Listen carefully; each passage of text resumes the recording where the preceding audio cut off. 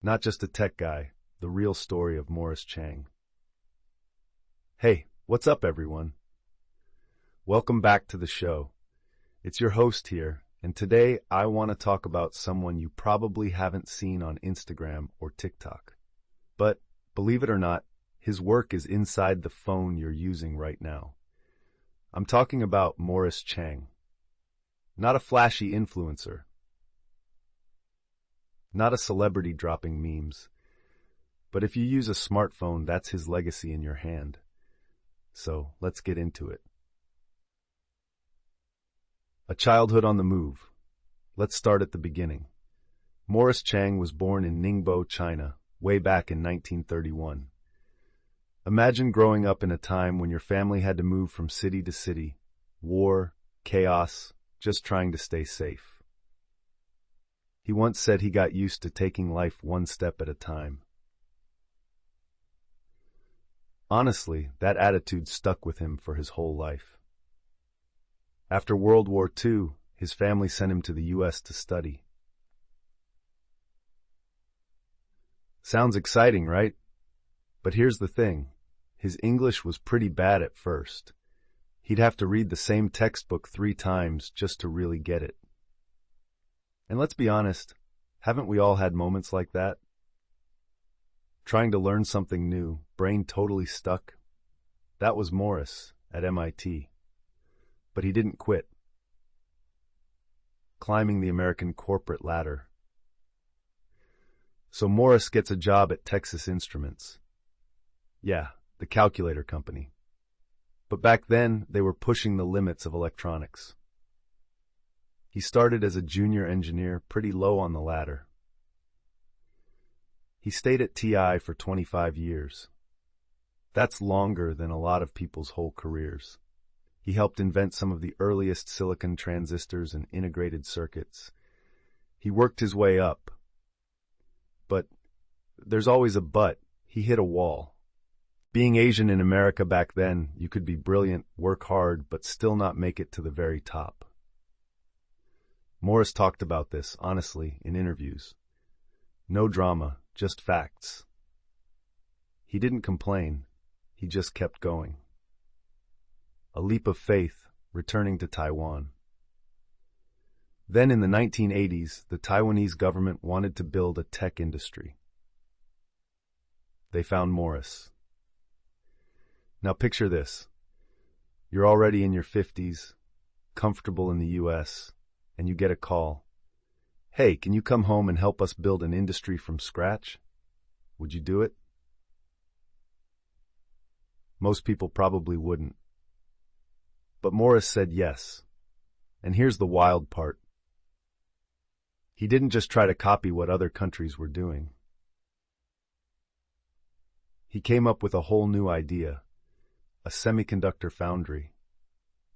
Instead of designing their own chips, his company would build chips for anyone, big or small, who needed them. At the time, nobody did this. People thought it would never work. But Morris pushed forward anyway. Building TSMC, the power of trust. That's how TSMC was born in 1987. And at first, even people in Taiwan thought the idea was weird. You're just going to manufacture chips for other companies, even competitors? Won't people just steal your technology?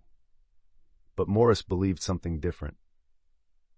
If you build a business on trust and always keep your promises, people will come back. He didn't make wild promises. He just delivered. On time, top quality, every single time. And word spread. First, little companies came. Then the giants, NVIDIA, Qualcomm, Apple, started lining up.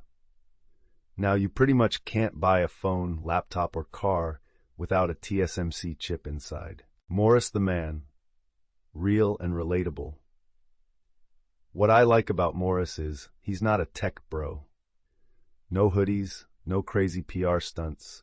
He's calm, always learning, and honestly, a little stubborn in a good way. Even after he retired, he'd show up at the office, reading business news in English, just to stay sharp.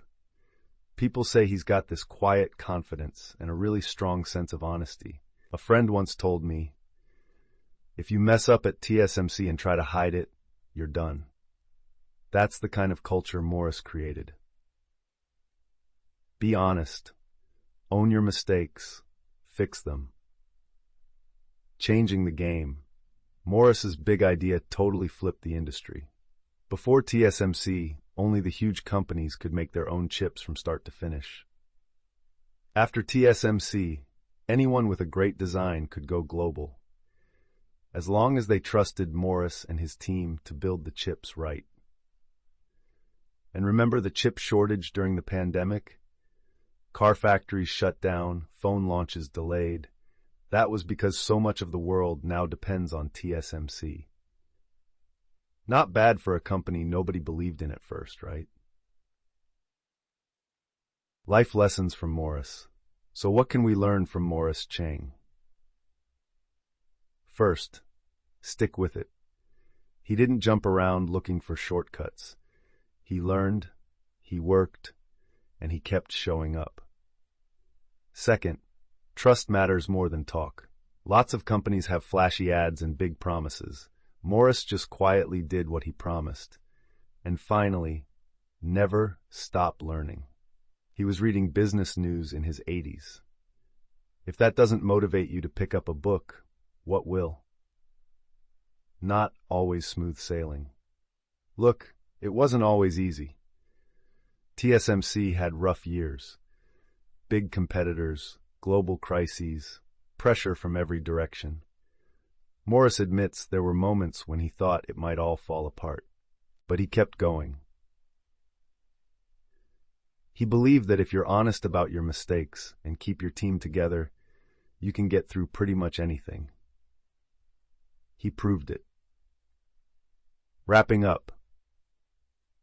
A quiet legend. So next time you use your phone or your laptop, think about the story behind those chips. It's not just science and machines. It's about taking risks, being honest, and believing in yourself, even when nobody else does. I think that's pretty inspiring. Thanks for hanging out with me today and letting me tell you the real story of MorrisChang. Maybe next time you'll be the one with a crazy idea and the courage to make it real. All right, that's it for this episode. Stay curious, stay honest, and, like Morris, keep learning. Catch you in the next one.